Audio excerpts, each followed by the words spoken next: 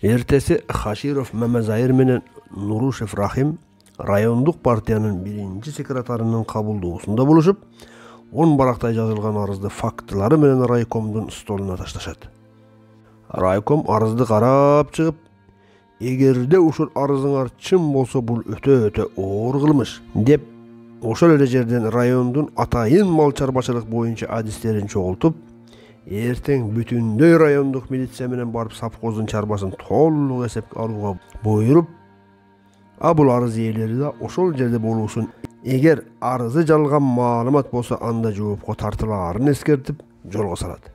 Таң азанда Акбел айылына 2 автобус милиция менен 20 адистер менен бухгалтерлер келип, бөлүнүп, бүт короодогу өкмөттүн койлорун эсепке алып башташат.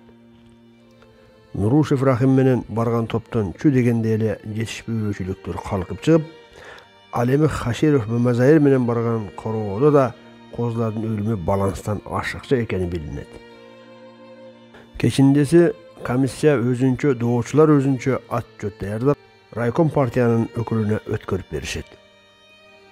Баарынан кызыгы, тез күндө райком партиядан баары эң жакшы деген жыйынтык кат келет. X тарап, демек бул жерден башкарма менен райкомдун биринчи секретары Коюн Колтукташ Турбаева деген бүтүнгө келишип, Рахим менен Мамазайырды областтык комитетке кайрылууга багыт беришет. Бирок дагы эле жыйынтык совхоздун башкармасынын пайдасына чечилет. X тарап, демек обком партияда булар менен Тилибир Турбаева деген жыйынтык чыгарышып, эми республикалык деңгээлде арызданасыңар деп, ошол убактагы Кыргыз ССРнын компартиясынын биринчи катчысы Жолдош Масалиевге жөнөтөт. Рахим менен Мамазайыр Фрунзеге келип, Кыргыз ССРнын компартиясынын кабылдамасына барышып, совхоздогу бүт жол жайды түшүндүрүшүп, Масалиевдин жеке кабылдоосун суранышат. Бирок тилекке каршы ал жерден 2 чоң тоскоолдукка кабылышат. Биринчиси, силер райондук комитетке кайрылгыла, анткени бул райондун деңгээлиндеги иштеп киргизбей койгондо, булар ал инстанциялардын баарын басып өткөнүн, эч бир жыйынтык чыкпай акыры калыстык издеп борбордук комитетке келгенин айтып, түшүндүргөндө экинчи тоскоолдук булардын партиянын мүчөсү эмес экендигинде болот. Кыргыз ССРнын компартиясынын биринчи катчысына кире албасын айтышып, ошондой болсо да буларга жардам иретинде жол көрсөтүп коюу үчүн айыл чарба министрлигинен атайын адам чакыртып беришет. Ал адам келип, буларды айыл чарба министрлигинин bir бөлүмчөсүндө арыздарын кабыл алып, текшерүү жөнөтүп, бүт баары жакшы болоорун бадалайт. Рахим менен Мамазайыр айылга келип, башкарманын камчысын чапчуу тарапташтары тарабынан туугандары катуу кысымдарга дуушар болгонун билишет. Жакындарын жумуштан кетирүү, атайын уюштурулган топтор аркылуу бузукулар, саткындар деген шылдуундоолорго кабылышат. Республикалык жыйынтыкты күткөн X тарап 2 ай дегенде ревизия жүргүзүлдү, кемчилик жок деген дагы бир ошондой кат алат да, демек башкарманын колу абдан эле узун экен дешип, эми бизге артка жол жок деп, КПСС борбордук комитетине кайрылуу үчүн Мамазайыр менен Рахимди Москвага баруунун жолун уюштурушат.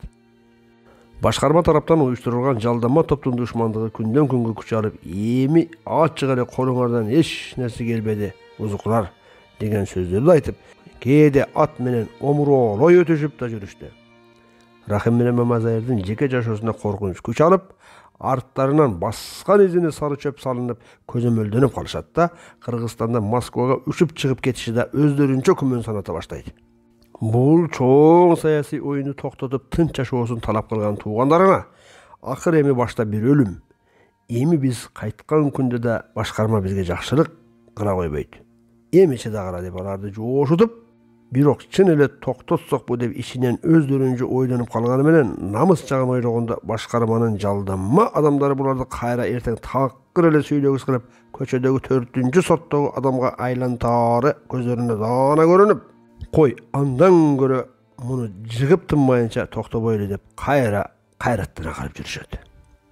Рахим менен Мамазайыр адаттагыдай эле X тарап менен жашыруун жолугушууларды өткөрүшүп, Кыргызстандан чыгуунун эң бир ыңгайлуу жолу деп 2 адам өз-өзүнчө Кызылкыя аркылуу Ферганага кирип, ошол жерден жолугушуп, анан Ташкентке барып, андан ары Москвага учууну пландашат. Булардын Москвага кеткени жөнүндө чала каңшар сөз угушкан башкарманын уюшма жалдама топтору булардан бир шкала артта калышып, Рахимдердин Кыргызстандан чыгып кеткенин кечирээк угуп калышат да, ыз-тыз түшүп муштарына түкүрүп башкармага кабарлашат.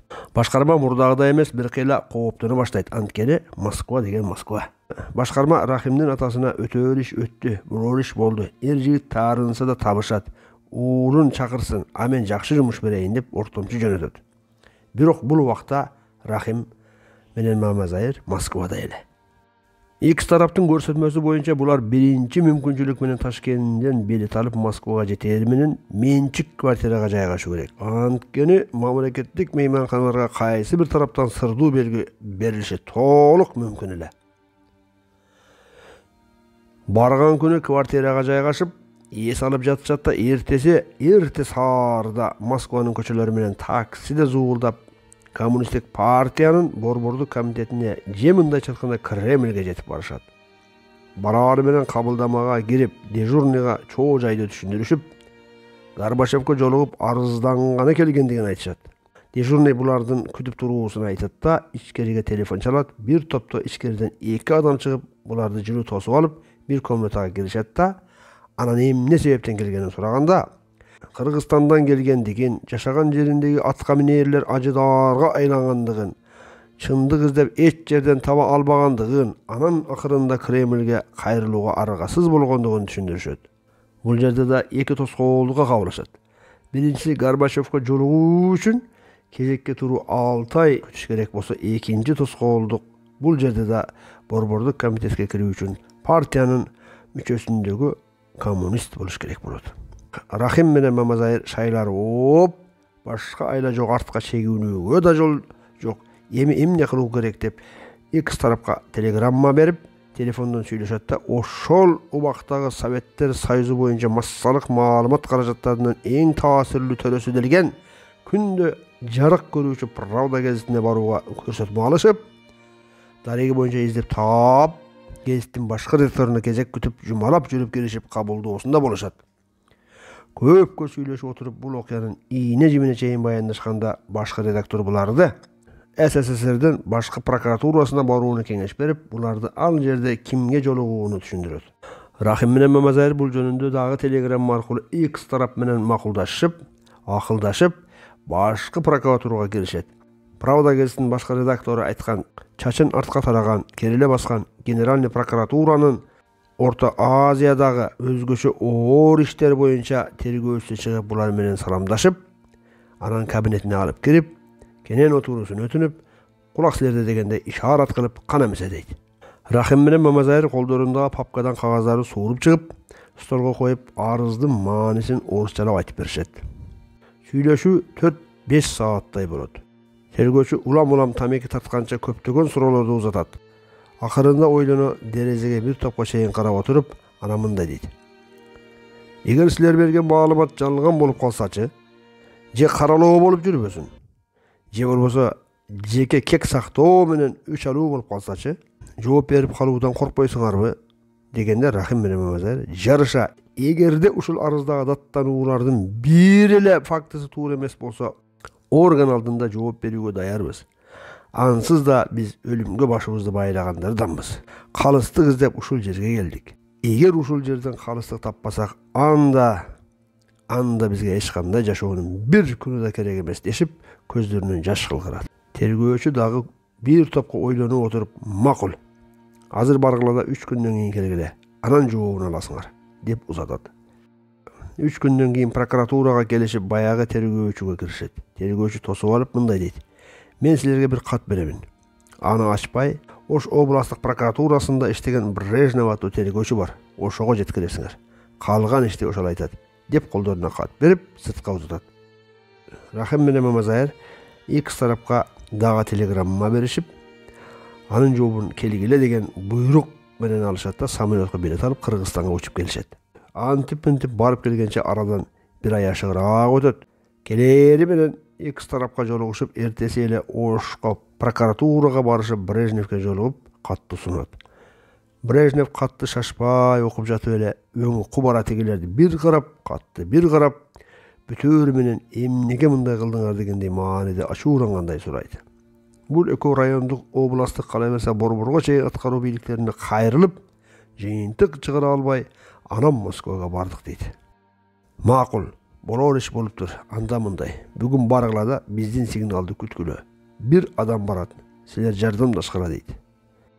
Рахим анда бизге баруучу адамыңыз кыргыз урутунан болбосун. Анткени кыргыздар жээк жааттуу калк болобуз. А биз ошол трайбалисттик тууганчылдык тааныш билиш кеселине шалдыккан адамдардан жабыркаган адамбыз. Калыс адам катары орус урутунан болгон адам болсо жөнөтүңүз деп суранып, анан кетишет.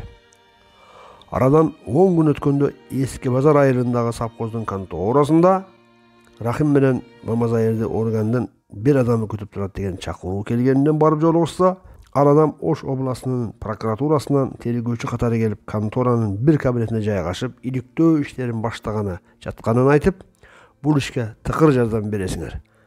Анда эмесе бүгүндөн баштап ишти баштадык деп, 3 коргондогу койлорду скрытия кылып, акты кылуучу лабораториянын архивинен баштайт. Ал жерде нечен жылдан бери акт кылынган койлордун архиви номерине чейин болот. Тергөөчү лабораториядагы жашы 70-тен өткөн лаборант татар урутундагы кемпир менен жолугуп, бүт журналды көтөрүү үчүн өктөм сүйлөгөндө кемпир: "Балам, сендей органда иштеген тергөөчүн мен далайын көргөнмүн. Башымды оорутпаганда тез кабинеттен чыгып кет" деп тергөөчүнүн чыгып кетүүсүн талап кылат. Ошондо Нурушев Рахим тергөөчүгө: "Кое туруңуз, өзүм сүйлөшөйүн" деп: "Энеке, канчараган адамдын тагдыры сиздин колуңузда турганын билесизби? Канча адамдын тагдыры ушул кагаз менен чечилген турат" деп бүтүндөй чоо жайды түшүндүрүп, "Сиз бизге жардам гана кыла аласыз" дегенде, кемпир бир топ ойлонуп туруп: "Бул башка. Макул, жана эле ушинтип айтсаңар бола" деп жибип, архивден журналды таап чыгып, таанышууга уруксаат берет. Тергөөчү 2 күн бухгалтериядан ала барган квитанциялар жана архивдеги актыга кирген өлгөн койлор менен жылкыларды салыштырып отуруп, тирүүлөй баштарга анан берилген отчетко салыштырганда айырмачылык миңдеп чыгып, тергөөчү Рахимге карап: "Эгер башка кытмыр иш чыкпаса да, ушул айырмачылык башкарма анын башкы бухгалтери жана зоотехниги менен жоопко тартылган материал толук жетиштүү деп, эми калган ишти бухгалтериядан улантабыз" деп кайтышат. Кийинки күнү башкарма Рахимди чакырып алып, жигитчиликте мындай нерсе боло берерин, булардын артында турган X группадан чыгып кетүүсүн кыйтып жарашууну көздөп, ал тургай башкы зоотехник жумушун да сунуштайт. Рахим жумушун албаса да жарашууга макул болгусу келгени менен, артта турган X тараптын командасына берилген убадалар үчүн башкарманын кошоматчыларынан 2 ай тынымсыз көргөн шылдыңдоолорун эстегенде, башкарма кайра дагы алдоо жол менен тузак жайып баштады деп: "Аксакал, кечириңиз. Эми биздин жолдор айрылыш" деп чыгып кетет. Ошол эле күнү Рахимдин атасы Исхак молдого ортончулар келип, баласын жарашууга көндүрүүнү катуу суранышат. Исхак молдо макул болуп, байбичеси экөө кечинде Рахимди алдына чакыртышып, канча жарашууга көндүргүсү келгени менен, Рахим баары эми кеч болгонун, мунун командасы бар экенин, командада X тарап деп биз башынан бери табышмактуу кылып айтып келе жаткан топту райондук партиянын активдеринин бири Жоронов Байтемир, райондук милициянын тергөө бөлүмүнүн жетекчиси Акбаев Рашид жана дагы ушул сыяктуу дөөлөр менен шаалар болуп чогуу иш башташканын жана булар бири-бирин таштап кетпей аягына чейин чогуу болобуз деп антташканын түшүндүрөт. Тергөөчү бухгалтериянын кой козулары менен асыл тукум чарбасынын отчетунан эле эмес, совхоздун айлык алуудагы махинациялык схемалар өтө кылдаттык менен иштелип чыккандыгын да таап чыгат.